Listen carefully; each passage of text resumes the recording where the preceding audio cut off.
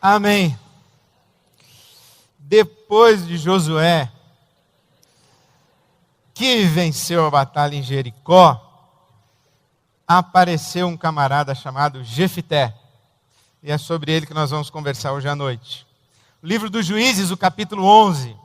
Nós estamos estudando e conversando e lendo a palavra de Deus sobre a vida acima da mediocridade. Viva acima da mediocridade. E evidentemente estamos falando de uma vida acima da mediocridade, não nas categorias mais superficiais da nossa cultura ocidental contemporânea, do tipo ser um sucesso, ter grandes realizações, grandes conquistas, ganhar muito dinheiro, ser famoso, ter poder, ter prestígio, etc, etc. Estamos falando de pessoas que experimentaram de Deus algo extraordinário e que suas vidas ganharam contornos extraordinários, não porque elas eram pessoas extraordinárias, mas porque se colocaram nas mãos de um Deus extraordinário. Estamos falando sobre pessoas que foram usadas por Deus de maneira extraordinária, que experimentaram de Deus realidades extraordinárias, que tiveram experiências e que foram tocadas por Deus de maneira extraordinária. Estamos afirmando que não precisamos ser pessoas extraordinárias para que sejamos usados de maneira extraordinária por Deus. Porque Deus é o extraordinário dessa equação. A história de hoje à noite é de Jefté. Que o Senhor nos dê a sua palavra, que o Espírito de Deus fale conosco e nos conduza a uma vida acima da mediocridade. Amém? Amém. Juízes capítulo 11. Jefté é apresentado na Bíblia como um dos juízes, isto é, um dos 16 juízes que governaram Israel. Depois que o povo sai do Egito com Moisés, atravessa o deserto, passa 40 anos em peregrinação pelo deserto. É Josué quem conduz o povo de Israel na conquista da terra de Canaã. Ele divide a terra e conquista a terra. As tribos de Israel se estabelecem na terra de Canaã, a terra dividida entre 11 tribos, porque os levitas não receberam porção de terra, porque cuidavam da religião de Israel, e era a tribo de Levi uma tribo sustentada pelas outras 11 tribos de Israel. Então, quando o povo se estabelece na terra de Canaã, o governo era tribal. Cada uma das tribos de Israel tinha o seu juiz. Israel vivia um ciclo de fidelidade a Deus e prosperidade, mas de abandono de Deus, apostasia, idolatria, degeneração espiritual, declínio e disciplina.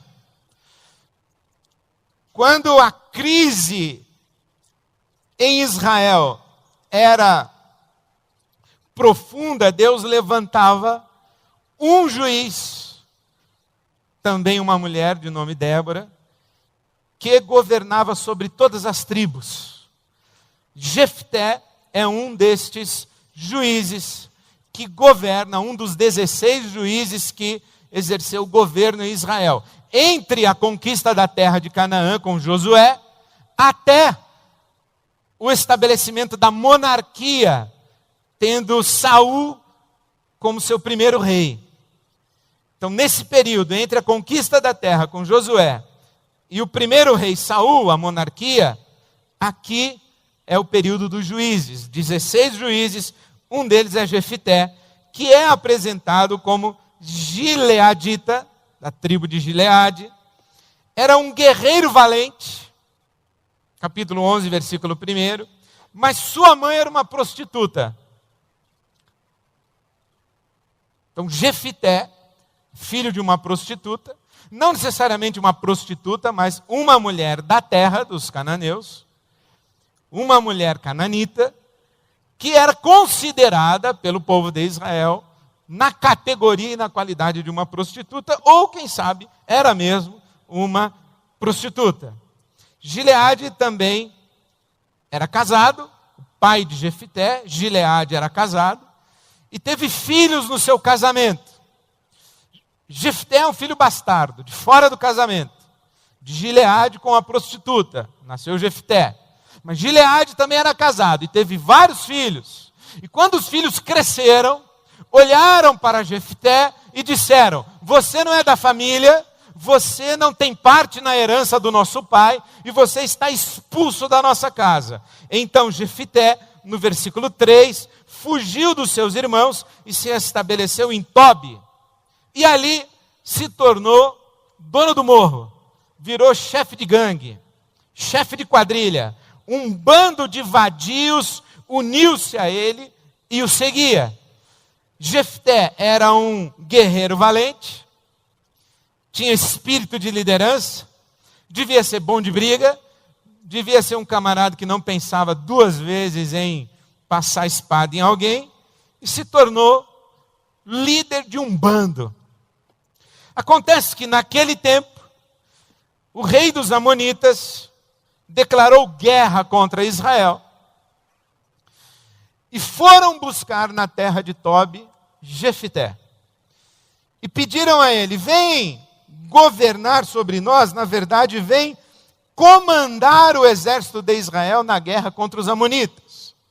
E Jefté então responde: olha, vocês me expulsaram, e agora que precisam de mim, vêm me buscar? E eles dizem: é isso mesmo, nós estamos precisando de você. Você é o chefe do morro, você sabe como resolver essa parada para a gente. Então vem assumir o comando do nosso exército. E o Jefté faz um acordo e diz o seguinte: tudo bem, eu vou, mas se Deus me der vitória nessa guerra, vocês me elegem presidente. E o pessoal disse: acordo feito. Os líderes de Gileade disseram: o Senhor é a nossa testemunha, faremos conforme você diz. Capítulo 11, versículo 10. Jefté volta para Israel e manda mensagem ao rei Amonita, dizendo, capítulo 11, versículo 12: que é que tens contra nós para teres atacado a nossa terra? O rei dos Amonitas responde aos mensageiros de Jefté: quando Israel veio do Egito, tomou as minhas terras, desde o Arnon até o Jaboque e até o Jordão. Agora, devolvam-me essas terras pacificamente. Jefté respondeu: você está redondamente enganado. Nós não tomamos nenhuma terra de vocês. Na verdade, quando os nossos antepassados chegaram aqui com Josué, vindos do Egito, nós pedimos permissão para o rei de Edom nos deixar atravessar a sua terra, e ele não consentiu. Pedimos permissão ao rei de Moabe, e ele também não consentiu que atravessássemos a sua terra em nossa peregrinação. Pedimos permissão ao rei dos amorreus, e ele também não consentiu que atravessássemos a sua terra.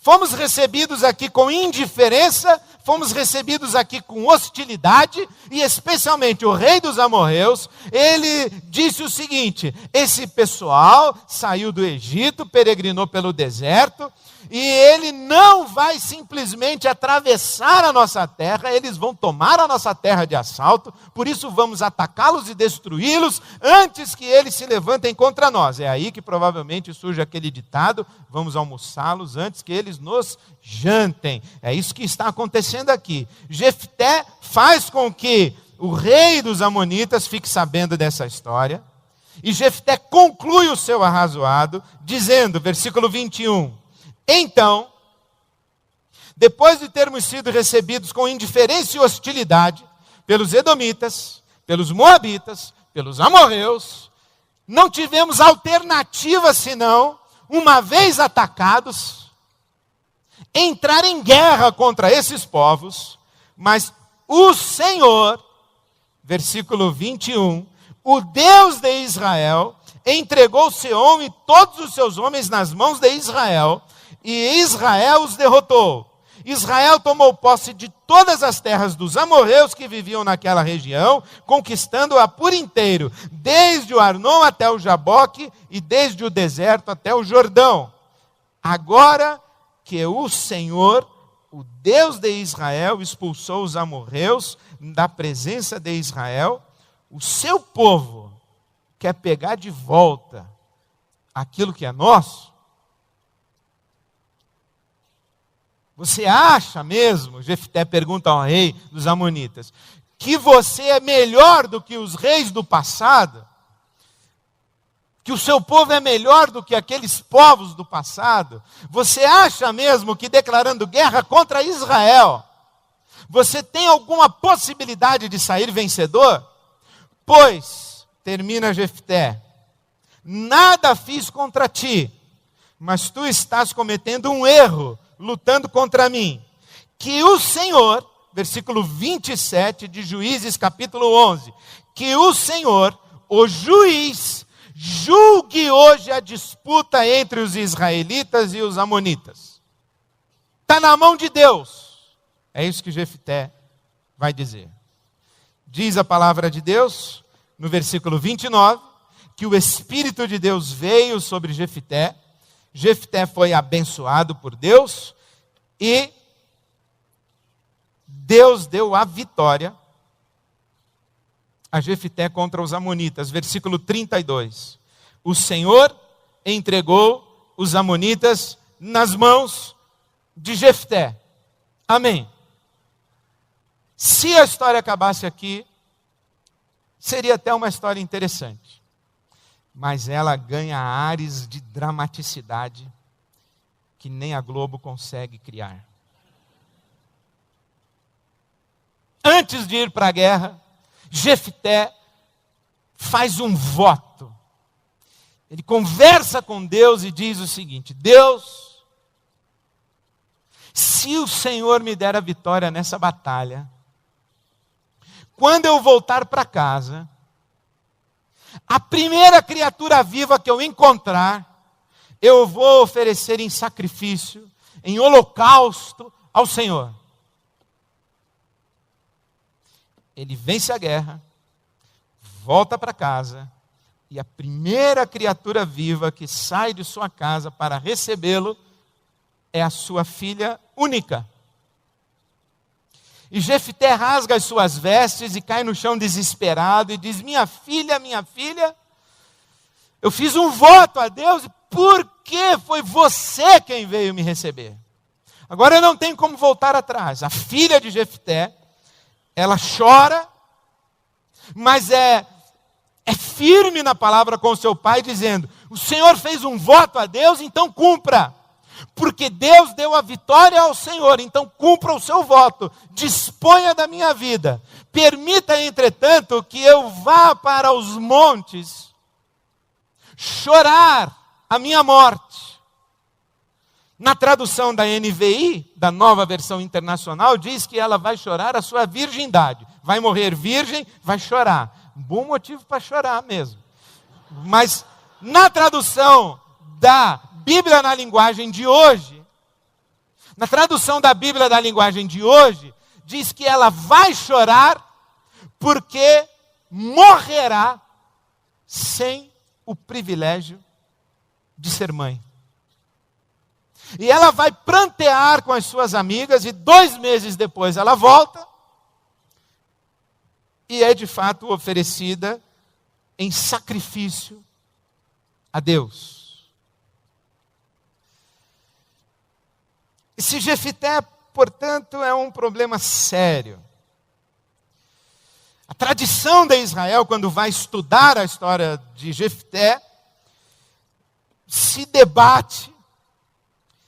E, por exemplo, o Midrash, que é o texto de comentários dos estudiosos israelitas, dos rabinos, para a história, e o Midrash tem o seguinte: não é apenas uma tradução do texto para o aramaico. Os comentaristas vão colocando notas de rodapé e vão, às vezes, ampliando o texto e criando situações e imaginando diálogos e dando mais dramaticidade à coisa. Então, há um grande debate na tradição interpretativa de Israel a respeito do que fez Jefté. Por exemplo, alguns rabinos dizem que quando a filha dele pede para prantear, durante 2 meses, na verdade, ela saiu em busca do conselho dos sábios de Israel, para que eles intercedessem com o seu pai, para que ele abrisse mão do voto. E que os sábios de Israel convencessem Jefté de que ele não deveria oferecer a sua filha em sacrifício. Por exemplo, há a lembrança de quando Abraão quer oferecer Isaque. E Deus diz: não, Abraão, não faça isso. Você está me confundindo com os deuses pagãos. Também há uma sugestão de que Jefté poderia dar uma indenização financeira em troca do sacrifício de sua filha, fazer uma oferta a Deus, uma oferta financeira. Também há uma sugestão de que aqueles sábios e aqueles intérpretes da lei de Moisés poderiam dizer a Jefté: esquece o seu voto, porque o seu voto não tem nada a ver com a lei de Moisés, o seu voto não tem nada a ver com a índole do Deus de Israel. Esquece o seu voto, esse voto que você fez é insano, é estúpido. Tanto que Flávio Josefo, quando vai comentar esse texto, faz questão de usar a tradução de que não foi um holocausto, foi uma oblação. Oblação é uma oferta voluntária, não requerida pela lei. Não foi a lei de Moisés que requereu de Jefté o sacrifício de sua filha. Essa questão do Jefté sacrificar a filha para Deus é um problema seríssimo. Um problema muito sério, e ele complicou a nossa vida. Porque, inclusive, há alguns rabinos que dizem que Deus fez com que todos os sábios de Israel se calassem, para que Jefté fosse punido. E punido por quê? Porque quando ele volta vitorioso da batalha, a tribo de Efraim vai reclamar: você foi para a guerra sozinho e não chamou a gente. E o Jefté diz: não deu tempo. Aí os efraimitas dizem: você quer o poder só para você, você quer ser a grande estrela de Israel, você está usurpando o reino de Israel. E eles entram no conflito, a tribo de Gileade contra a tribo de Efraim, e eles colocam lá um conflito de tal maneira que os gileaditas ocupam todas as pontes e passagens do Jordão, para que os da tribo de Efraim não possam fugir. Mas os caras de Efraim tentam fugir. E quando eles vão fugir e atravessar alguma ponte ou atravessar o Jordão, o pessoal de Gileade pega um cara de Efraim e diz assim: tu é da tribo de Efraim, né? O cara diz: não, não sou não. Falou: então diz aí, Shibolete. Aí o cara dizia: Cibolete. Falou: tu é da tribo de Efraim, sim. É a mesma coisa mais ou menos que um paulista falar para o carioca: tu é carioca, né? Ele fala: não, sou não. Então diz aí, pastel.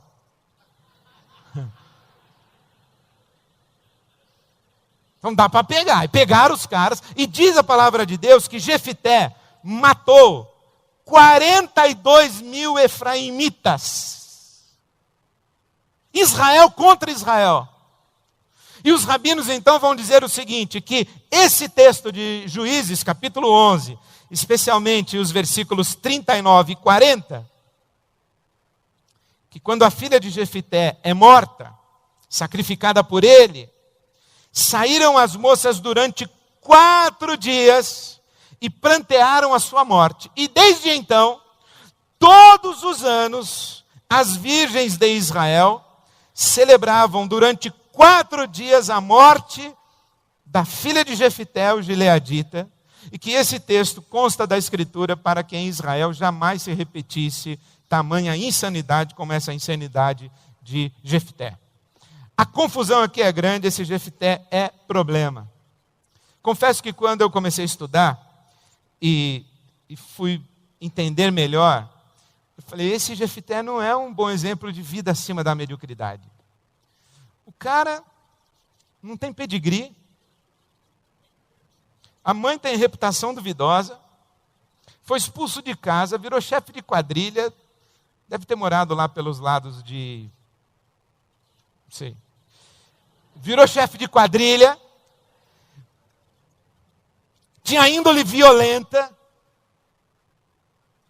ele briga com todo mundo, inclusive contra a própria nação de Israel, e faz um voto a Deus que é de uma estupidez e de uma insanidade sem comentários. absolutamente fora de propósito e em desacordo e incompatível com a lei de Moisés. Mas o problema de Jefté é maior, na verdade não o dele, mas o nosso. Porque o Jefté simplesmente é citado em Hebreus capítulo 11, versículo 32, e consta da galeria dos heróis da fé. Esse Jefté aqui é um dos heróis da fé da galeria de Hebreus capítulo 11. O que é que existe nesse tal de Jefté para que o autor bíblico na carta aos Hebreus diga: esse cara é um herói da fé. Ele, Sansão, Baraque, Davi, no mesmo texto, Gideão, no mesmo texto, está Jefté ao lado de Davi, o homem segundo o coração de Deus. O que tem esse tal de Jefté? Eu fui reler o texto, e reler o texto, e reler o texto, e cheguei a uma conclusão, que eu não sei, e evidentemente, muito provavelmente, não tem nada a ver com o que o autor da carta aos Hebreus pensou, mas eu cheguei à minha própria conclusão de por que Jefté é um camarada que pode ser, para nós, um modelo de um herói da fé. Primeiro, vamos advogar em favor de Jefté e lembrar que ele vive num período imerso numa cultura religiosa de sacrifícios, inclusive de sacrifícios humanos, numa cultura religiosa em que ele sabe que se você fizer um voto a Deus, você não tenha a petulância de quebrar o seu voto a Deus, ainda que esse voto implique você sacrificar a sua filha única. Esse Jefté, entre a dor de sacrificar a filha e cometer o despropósito de quebrar um voto feito diante de Deus, ele opta pela dor de sacrificar a filha. Entre duas dores, nós escolhemos sempre a dor menor. Para Jefté, sacrificar a sua filha era dor menor do que sacrificar o seu coração e a sua consciência diante do seu Deus. Ele vive numa cultura sacrificialista. Ele vive assim. Não vamos julgar Jefté com toda a iluminação de entendimento que nós temos hoje. Não apenas depois do nosso Cristo, mas 2000 anos depois do nosso Cristo. Vamos olhar para Jefté com esses olhos. Mas tirando isso, há alguma coisa em Jefté que me chama muito a atenção, que é uma profunda convicção que Jefté carrega no seu coração, de que o fator determinante da história dos homens é Deus. Se você perguntasse a Jefté, quem manda no mundo? O Jefté diria: os deuses mandam no mundo. Os deuses mandam. Ele tem uma profunda convicção de que se ele vai à guerra contra os amonitas, ele não vai para um embate entre dois exércitos. Não é Jefté contra o rei dos amonitas. Não é o exército de Israel contra o exército dos amonitas. É o Deus de Israel contra o Deus dos amonitas. Porque ele tem essa profunda consciência de que quando os seus antepassados chegaram na terra de Canaã, eles não se estabeleceram na terra porque eram melhores, eram mais fortes, eram mais poderosos, tinham mais estratégia bélica, tinham mais capacidade de guerra. Eles se estabeleceram na terra porque o Deus de Israel deu aquela terra em suas mãos e deu também todos os povos em suas mãos. Essa é a convicção de Jefté. Quem manda no mundo? Os deuses mandam no mundo, e acima dos deuses está o Deus de Israel. Isso é uma profunda convicção de Jefté. Ele vai falar com Deus e diz o seguinte: Deus, se o Senhor me der a vitória, porque ele não tem a menor dúvida de que Deus pode lhe dar a vitória. O que ele tem dúvida é se Deus quererá lhe dar a vitória. O que ele tem dúvida é a respeito de si, não é a respeito de Deus. Ele está dizendo: olha a minha origem, olha a minha casa, olha a minha história, olha o homem que eu me tornei, olha onde eu nasci, olha o que fizeram comigo, olha onde eu cheguei. Um sujeito como eu pode ser usado pelo Senhor, se o Senhor me der a vitória, se o Senhor exaltar a minha vida, então eu lhe darei um sacrifício em holocausto, um sacrifício de holocausto. Eu reconhecerei que a vitória não terá sido minha, que a vitória terá sido tua. Esse é o espírito de Jefté. Quando ele fala com o rei dos Amonitas, ele diz o seguinte: o Deus de Israel, o juiz, está entre nós dois. Ele vai julgar quem vai ganhar essa guerra. Porque quem manda no mundo? Os deuses. E acima dos deuses está o Deus de Israel. E isso me chamou profunda atenção. Quando nós estamos falando sobre uma vida acima da mediocridade, nós estamos falando daquele momento quando chegamos à conclusão de que a vida não pode ser só isso. Quando a gente se cansa da rotina da mera sobrevivência. A gente olha para o céu e diz assim: Deus, não é possível que a vida seja só isso que eu experimento. Aliás, Albert Camus, que é um filósofo existencialista, ele diz que esse é o grande dilema e essa é a grande pergunta que todo ser humano tem que responder, que é parar diante do espelho, olhar diante dos seus próprios olhos e falar assim: por que você não se mata?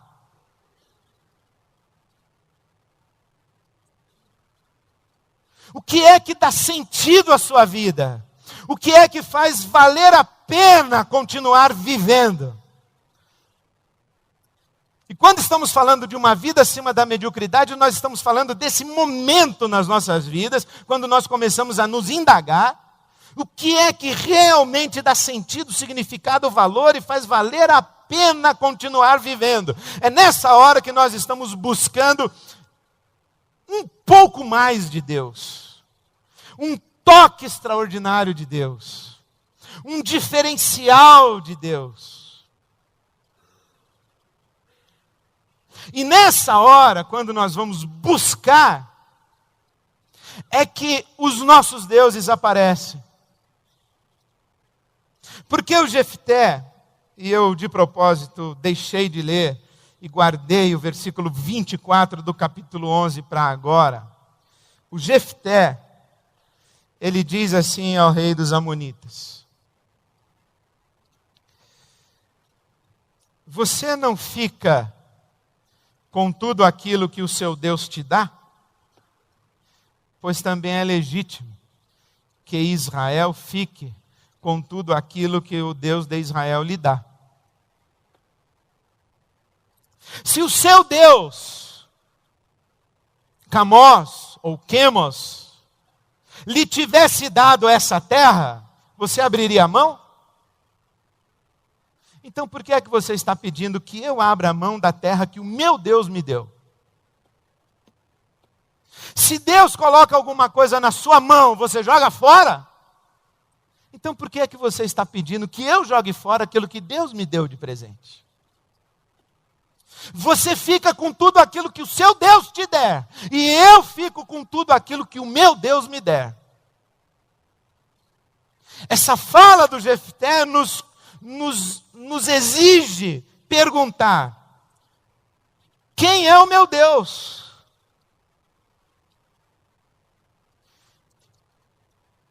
Qual é ou quem é a fonte daquilo que eu tenho nas mãos?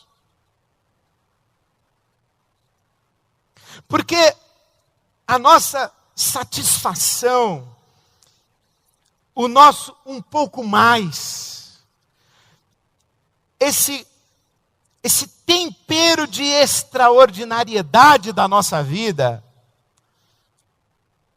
não depende tanto daquilo que nós temos nas mãos, mas de qual é a fonte daquilo que nós temos nas mãos.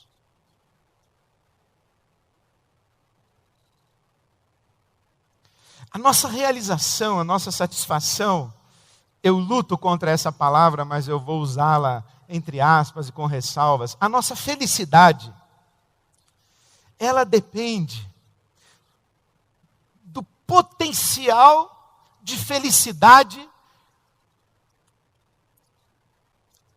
daquilo que temos nas mãos. Por exemplo, você diz assim: eu não estou me sentindo muito bem, preciso de um sapato. Então você vai para o shopping e você começa a se sentir melhor.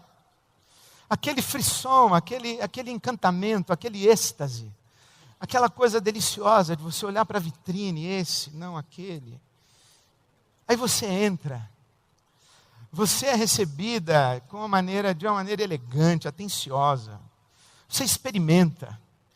Você fica sentada ansiosa, esperando a vendedora trazer o sapato que você pediu. Aquele momento você esqueceu que você não está se sentindo muito bem. Aliás, você está se sentindo maravilhosamente bem. E quando você veste a sandália, que você se olha no espelho, e que a vendedora diz assim: foi feito para você. Você se sente o máximo.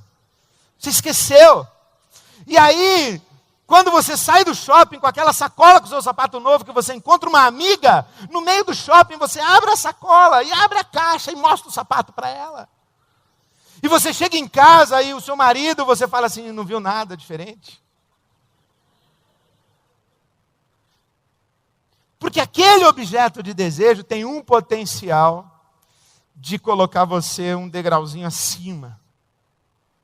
Mas quanto tempo dura? Qual o potencial de felicidade de um sapato novo? De uma transa nova, de um carro novo, de uma casa nova?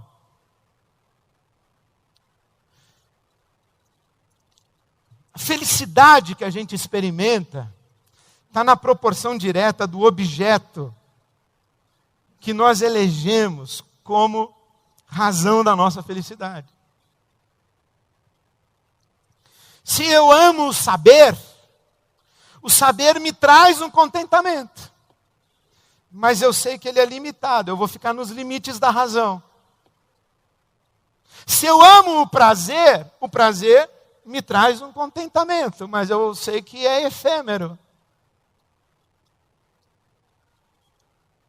Se eu amo ser rei de Israel, se eu tenho alegria em esfregar na cara dos meus irmãos, que eu sou filho de prostituta e fui jogado para fora de casa, mas eu voltei agora por cima de todos, isso me dá um contentamento, mas dura quanto tempo?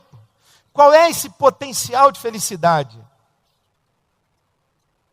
E se é verdade que o potencial de felicidade que experimentamos está na proporção direta do objeto que elegemos para nos trazer essa felicidade, o potencial de felicidade do objeto está na proporção direta da fonte desse objeto. De onde ele veio? Como foi que chegou às minhas mãos?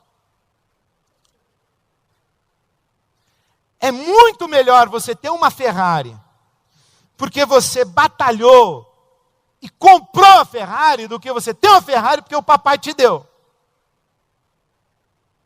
Da mesma forma que é muito melhor você escalar o Everest e chegar lá no topo e contemplar o mundo do alto do Everest, porque você escalou a montanha, do que você chegar no topo do Everest de helicóptero. Quando eu que escalei estiver no topo do Everest, você que chegou de helicóptero estiver do meu lado, qual é o potencial que está dentro do nosso coração de felicidade? É diferente.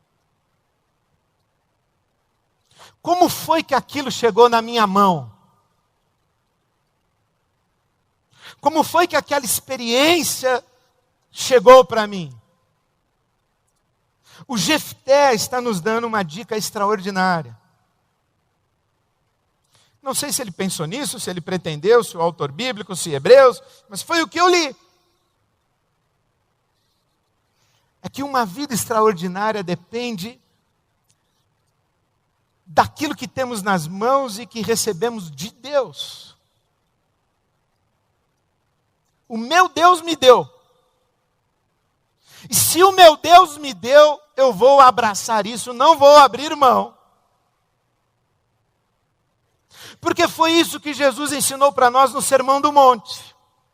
quando ele disse assim: olha, quando você orar, não fale alto pelas ruas e nas esquinas para que as pessoas vejam você e cubram você de aplausos. Porque se você fizer isso, quando elas aplaudirem você, você já recebeu o galardão. Quando você jejuar, não fica com olheira. Quando você der esmola, não faça alarde. Porque se o seu grande desejo é que as pessoas vejam que você é uma pessoa piedosa, quando as pessoas perceberem, virem que você é uma pessoa piedosa, você terá recebido a sua recompensa. Faça tudo em secreto, para que Deus, que vem em secreto, Ele te dê a recompensa. Porque a recompensa das pessoas é vazia. A recompensa de Deus realmente preenche o nosso coração. Aquilo que vem de Deus para as nossas mãos, realmente nos satisfaz. Portanto, a discussão não está sobre o que é que eu tenho nas mãos, o que é que eu não tenho. Mas quem me deu aquilo que eu tenho nas mãos? Como foi que aquilo veio parar na minha mão? Porque se não veio de Deus, é bomba de tempo. Se não veio de Deus, se não foi Deus quem lhe deu, é bomba de tempo, vai apodrecer na sua mão. E vai chegar o dia quando você vai lamentar que aquilo esteja ou tenha estado tanto tempo na sua mão. Como chegou para mim? Porque, é claro, se nós conversássemos aqui, nós que somos pessoas minimamente inteligentes, nós concordamos com o judeu que disse: fui rico, hoje sou pobre, ser rico é melhor. Claro. Eu prefiro dormir em hotel 5 estrelas do que em acampamento em beliche. Eu prefiro viver o luto no ar-condicionado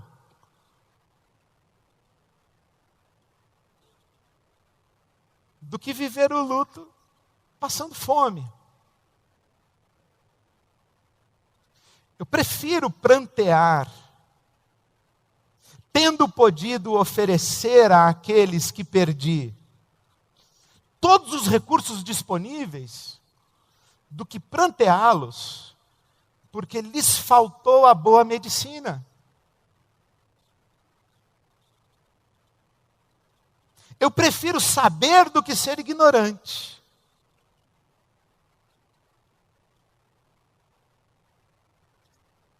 Acho difícil que você ouvisse do apóstolo Paulo a resposta: Paulo, o que você prefere? Dormir na cadeia ou dormir hospedado na casa do irmão fulano de tal em Tessalônica? Claro que eu prefiro dormir lá.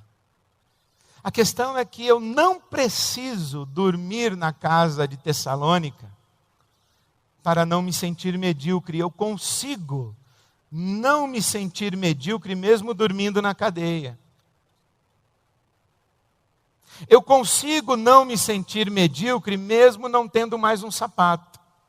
Eu consigo não me sentir medíocre mesmo não morando no bairro X.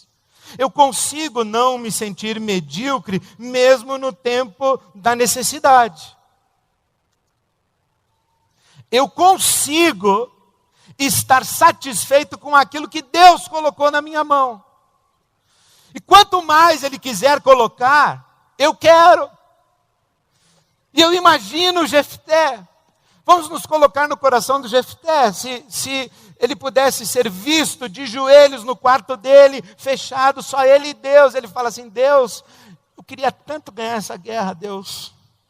Porque eu ia voltar e eu ia olhar para os meus irmãos, Deus. E na hora que eu olhasse para eles, eu ia falar: está vendo aí? Vocês me abandonaram, né? Sou presidente agora. Eu queria muito ser recebido de volta. Eu queria muito que o meu pai, que me abandonou, que deixou que os meus irmãos me jogassem para fora de casa, eu queria muito que o meu pai me recebesse como um herói nacional e que reconhecesse o meu valor. e que reconhecesse que o meu pai dissesse assim: meu filho, você foi filho de uma prostituta, mas Deus não olhou para você como filho de uma prostituta, porque sequer a prostituta Deus olha como prostituta. E o Jefté diria para Deus assim: Deus, eu gostaria muito de ter essa vitória. Eu gostaria muito de ser usado pelo Senhor para livrar Israel, porque eu já vi o Senhor fazer isso. O Senhor deu vitória a tanta gente, será que o Senhor pode dar para mim? O filho de uma prostituta rejeitado pela família, chefe de quadrilha em Tobi, será que o Senhor pode olhar para mim e mudar a minha sorte? Eu tenho esse sonho, será que o Senhor pode me dar isso? Porque se o Senhor me der, eu vou aceitar. E eu vou ter nas mãos apenas aquilo que o Senhor me der. Por isso, hoje à noite eu queria encorajar você a fazer um pedido a Deus. Pelo amor de Deus, não faça nenhum voto a Deus do tipo: eu vou dar alguma coisa. Não. Eu sou o Jefté, esquece essa parte do Jefté. Não vai fazer voto para Deus, porque aí já é negócio. Não é barganha, não é troca, mas será que nós podemos nos ajoelhar e dizer assim: Deus, eu tenho um sonho, e o Senhor pode realizar esse sonho. Se o Senhor quiser, se não quiser, tudo bem. Mas se o Senhor quiser, eu quero. Eu lembro quando acabei de pregar um domingo, veio uma senhora e disse assim: pastor, Deus tem um presente para o senhor, e Ele quer lhe dar, e o senhor não quer pegar. Pegue, pastor. Falei: irmã, qual que é o presente? Estou querendo. Só não sei qual que é. O que eu tenho que fazer? Quero pegar. Estou pegando, então já peguei. Mas não sei o que é até hoje.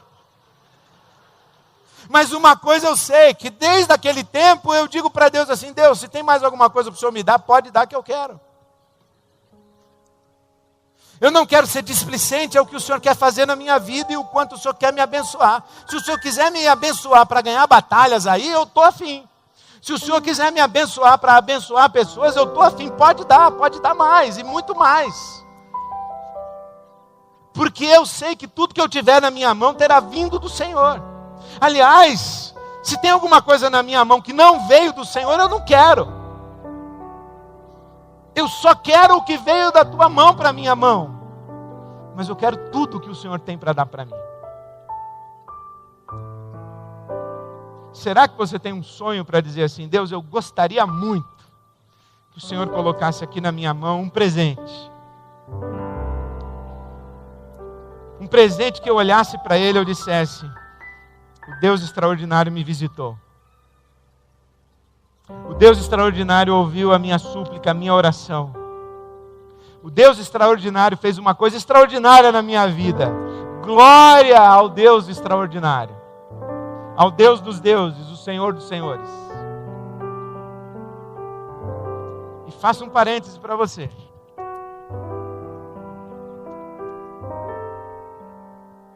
Nós costumamos pensar assim, que anel de brilhante não pode. Conversão do filho pode. Mas sabe que isso não é bíblico, né? Isso não está na Bíblia. Jesus não falou para nós. Falou para nós que existem tesouros que são de Deus e tesouros que não são de Deus. Todos os tesouros são de Deus. O Deus da Bíblia Sagrada é o Deus de toda boa dádiva e todo dom perfeito.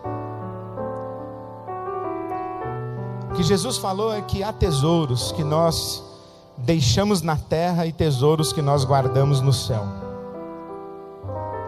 Ele não fala tesouros da terra e tesouros do céu. Ele fala tesouros na terra e tesouros no céu. A diferença está aqui no nosso coração. Quando eu tenho um tesouro na mão, eu digo: eu sei que eu tenho isso porque foi Deus quem me deu. E se foi Deus quem me deu, Ele me deu para minha satisfação e eu vou desfrutar. Mas Ele me deu para repartir e eu vou compartilhar. foi Deus quem me deu. E se foi Deus quem me deu, eu vou desfrutar disso com o coração de Deus. E eu vou compartilhar isso com o coração de Deus. Essa atitude do coração de Jefté, eu vou fazer um holocausto ao Senhor, é um reconhecimento. Se eu voltar vitorioso da batalha, jamais ousarei dizer que eu ganhei a guerra. Eu voltarei vitorioso dizendo: Deus me deu a vitória. Qual é o seu sonho? O que é que você quer pedir de presente para Deus? Pode ser uma visitação no seu passado, pode ser uma realização no seu futuro, mas o desafio de uma vida acima da mediocridade é o desafio de gente que reconhece que o extraordinário que experimentamos na vida realmente e somente vale a pena quando esse extraordinário vem das mãos de Deus para nós. Se Deus nos der, amém. Se Ele não nos der, tudo bem. Assim foi com Jó. Quando ele perdeu a fazenda, os filhos, os netos, o gado, a mulher dele disse: amaldiçoa teu Deus e morre. E ele diz assim: não, você está louca. É claro que eu preferia ter a minha fazenda, os meus filhos, a minha mesa farta, o meu gado e a minha colheita e os meus celeiros cheios. Mas eu não preciso de nada disso. A única coisa que eu não posso perder é Deus. Mas eu vou falar com Deus, eu vou pedir de volta a minha fazenda, o meu gado, a minha família, a minha mesa farta e a minha casa em festa. Quem sabe o Senhor, que é bom e sabe amar, me dá tudo de novo de presente, como no passado já o fez. Essa é a sua hora. Queria pedir para você ficar em pé, chegar aqui à frente, trazer o seu sonho, a sua oração e dizer: Senhor, eu chego de mãos vazias e eu tenho um pedido para fazer ao Senhor. É um sonho, mas eu só quero isso se vier das tuas mãos.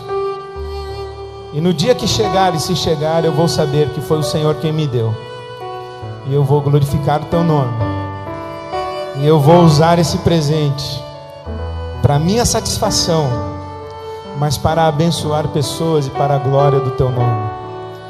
Enquanto nós cantamos, se você quiser orar assim, pode sair do seu lugar e vir para cá. A perda pode ter sido a melhor coisa que nos aconteceu.